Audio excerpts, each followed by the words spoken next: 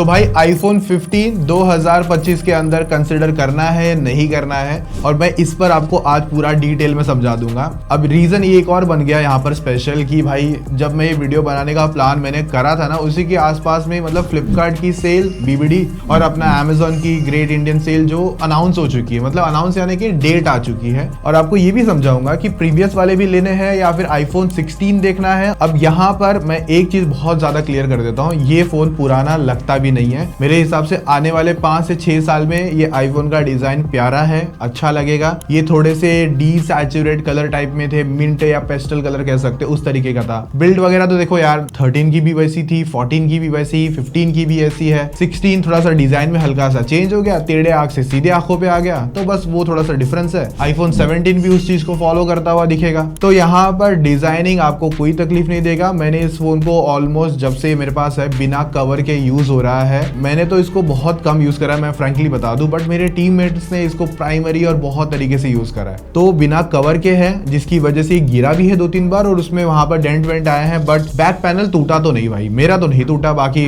जिसका नसीब खराब वो उसमें फिर मैं कुछ बोल नहीं सकता। बाकी मैंने इसमें फ्रंट में टेम्पर्ड लगा के रखा है, तो ये बात ध्यान रखना, बिना टेम्पर्ड के मतलब स्क्रैचेस वगैरह आराम से पकड़ेगा। और देखो जब फोन पहले दिन खरीद के लाओगे तो शोबाजी में बिना टेम्पर्ड के फोन यूज मत करना, ना करने देना। टेम्पर्ड पहले या स्क्रैच गार्ड पहले कुछ ना कुछ लगा लेना, क्योंकि रखते ही स्क्रैच मार देगा। इस तरीके का ग्लास बेसिकली आता है, तो टेम्पर्ड स्क्रैच गार्ड कुछ लगा लेना। और ये भी नहीं कि 2000 वाला जो शॉप पे बोलते हैं ना कि 2000 वाला कॉम्बो ले लो एनऑल वगैरह, नहीं। 100 वाला भी सेम काम करता है, 100 वाला भी टूटेगा, 2000 वाला भी टूटता है। मेरा खुद का है, यहाँ कहीं फोन पड़े 16 प्रो मैक्स, तो भी टूटा, 100 वाला भी टूटा, तो ध्यान रखना। और IP68 की रेटिंग है जो कि अच्छी है, पानी वगैरह में फोन खराब नहीं होता, पर जानबूझ के पानी में फोन डालना भी नहीं है। अगर खराब हो गया तो ब्रांड हाथ खड़े कर देगा, रिपेयर करके नहीं देगा, आपका पैसा अपने जेब से डालना पड़ेगा।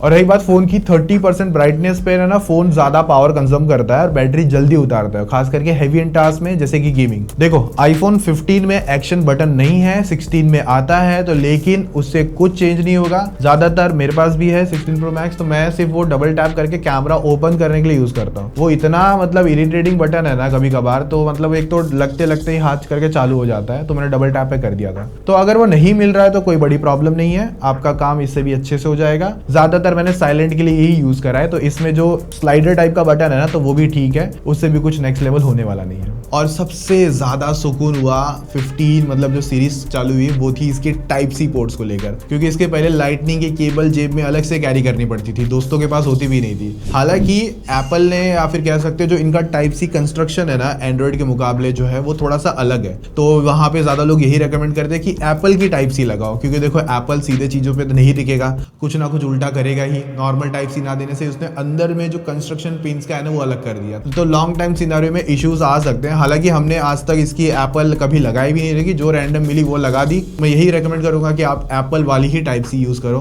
कल को कुछ ऊपर से नीचे डैमेज हो गया तो फिर एप्पल हाथ खड़े कर देगा, बोलेगा कि आपने गलत टाइप सी यूज करी थी, इसके लिए फोन डैमेज हो गया। तो वो एक नया पार्ट ध्यान रख के चलना। तो ये फोन एप्पल की A16 बायोनिक चिप पे आता है। अब ये परफॉर्मेंस जो कैरी करता है एप्पल के हिसाब से, आप पूरा डिवाइस कहीं भी कैसे भी हैवी एंड लो एंड जो भी एप्लीकेशन चलाना चाहते हो सब कुछ अच्छे से चलाएगा। तो देखो अभी जो आईफोन 17 आने वाला है उसके अंदर ज्यादातर रूमर्स यही है कि वो डिस्प्ले 120 हर्ट्ज पर आएगी, और ये 60 हर्ट्ज पर है। आईफोन 16 भी 60 हर्ट्ज पे रह गया था।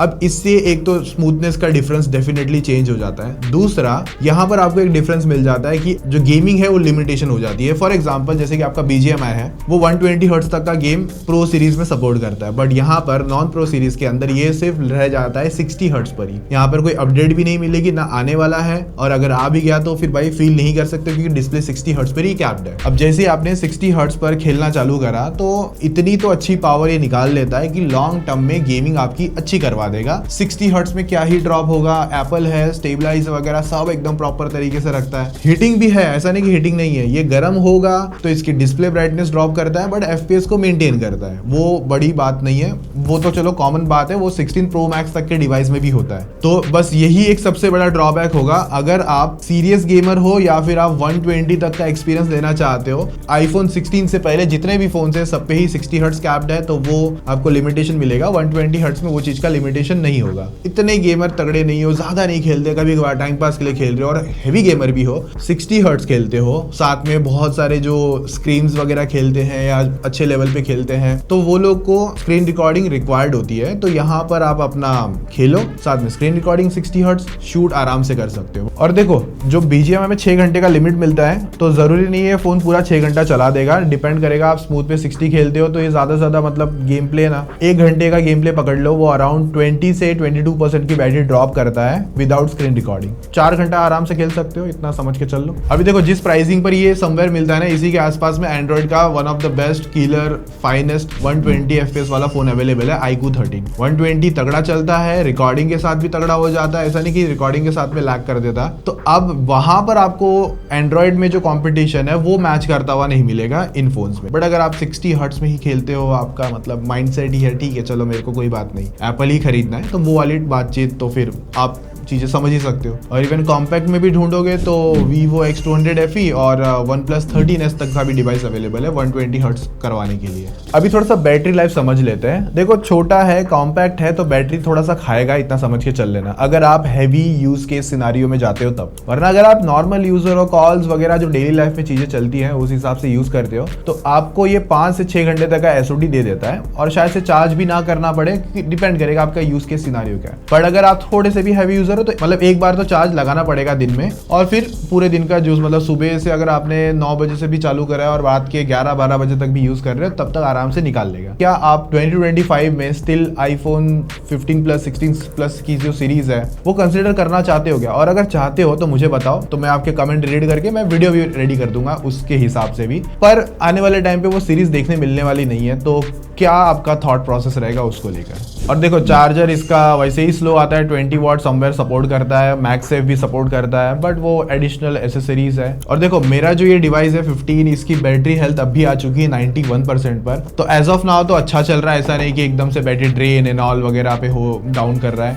और बहुत ज्यादा जो लोगों को लगेगा कि AI में हम पीछे हो जाएंगे, तो नहीं भाई आप पीछे नहीं होने वाले हो। ऐसी कोई ऐसा इंटरेस्टिंग AI तो वैसे iPhone 15 पे मिलेगा भी नहीं, वो 16 सीरीज से स्टार्ट हुआ था, लेकिन उसका रेप्लिका आपको बहुत अच्छे से मिल जाएगा। जैसे AI इरेजर आता है इनका, जो भी उसको नाम दिया इन्होंने एप्पल का, तो उसमें आप गूगल फोटोज यूज कर लो, वहां पर वो इरेजर काम करता हुआ दिख जाएगा और बेटर काम करता है थोड़ा सा। तो जो विजुअल इंटेलिजेंस है वो उसका भी रेप्लिका आपको मिल जाएगा, गूगल जेमिनी वो यूज कर लेना। और बाकी ये जो प्रोडक्ट देख के बता देता है कि हाँ ये कौन सा है, तो उसके लिए गूगल लेंस है, तो रेप्लिका पूरा मार्केट में मिल जाएगा। और जो इनका राइटिंग आता है वो भी नहीं है ऑप्शन अवेलेबल है, क्योंकि उसके लिए आप थर्ड पार्टी ChatGPT यूज कर लो, वो आपको ग्रामर और बाकी चीजें रिफ्रेश करके दे देगा। मैंने इसे कोई चीजें ज्यादा मिस नहीं करी है, जो मैंने आपको ऑल्टरनेटिव्स बताए थे ना, मैं उस पर ही चला गया था। अभी थोड़ा सा कैमरा समझ लेते हैं। 15 का कैमरा अच्छा है, ऐसा कोई बुरा नहीं मिलता, कुछ चीजों में एंड्रॉइड के हिसाब से लिमिटेशंस है कंपैरिजन में जो आपके मार्केट में अवेलेबल मिलता है, जैसे कि OnePlus 13S है, फिर आपका Vivo X200 FE है।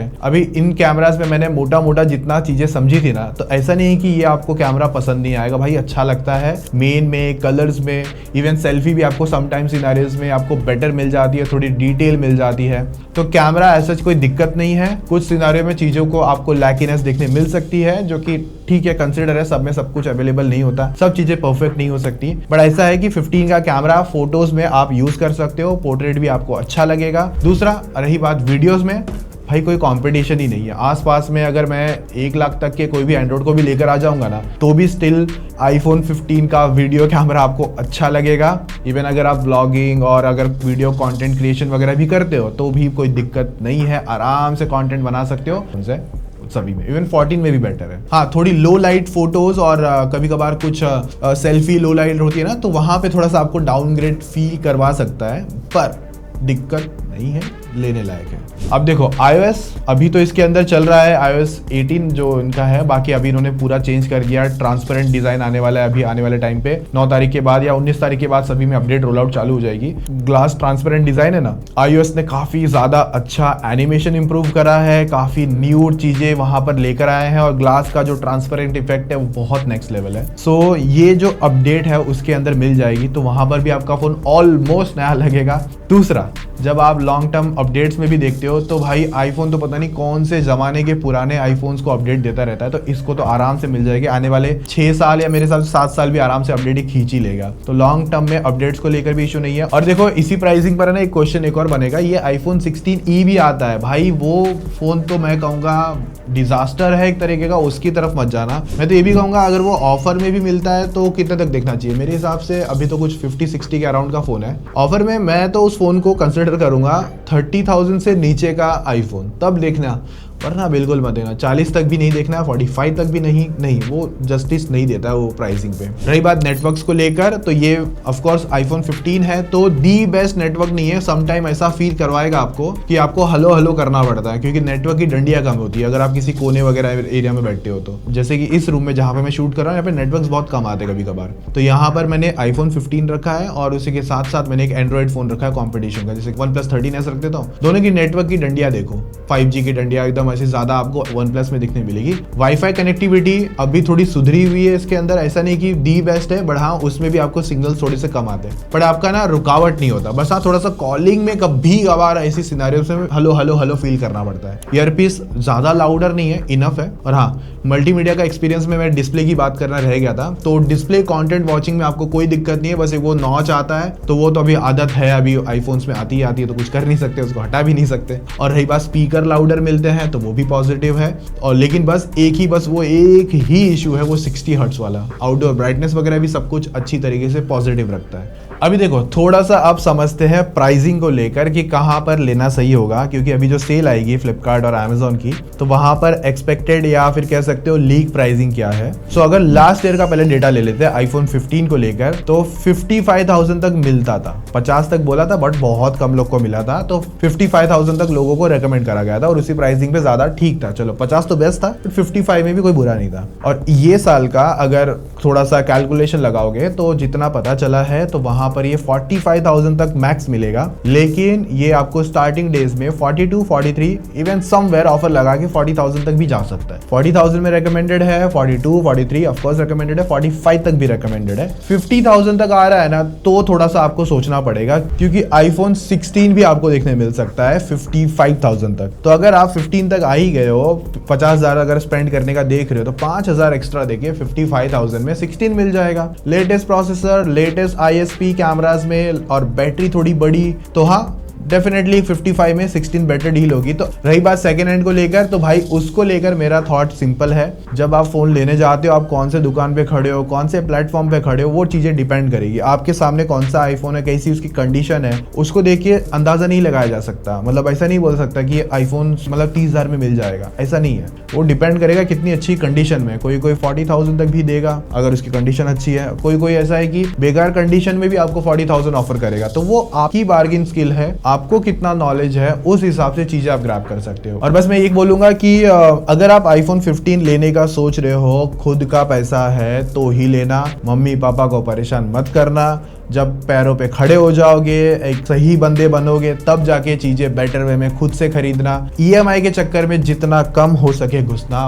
मतलब हो सके तो कम ही घुसना। अगर आपकी बहुत ज्यादा एक्स्ट्रा ऑर्डिनरी नीड है तब जाके चीजें समझ में भी आती है, पर अगर आपका इतना नीड नहीं है, आप शोबाजी में या ऑफर के चक्कर में चीजें खरीदने जा रहे हो, तो सबसे बेवकूफ और सबसे नेक्स्ट लेवल इंसान आप ही होंगे। मैं इतना ही कह दूंगा। खास करके मॉम डैड को तो बिल्कुल परेशान नहीं करना है कि 15 चाहिए EMI पे दिलाओ, ऐसा। अगर आपकी एज छोटी है, अराउंड आपका मतलब अर्निंग अब तक आपने चालू नहीं करी है, तो मैं तो यही कहूंगा, तो स्टूडेंट्स हो यही कहूंगा, एंड्रॉइड में दी बेस्ट ऑप्शंस है।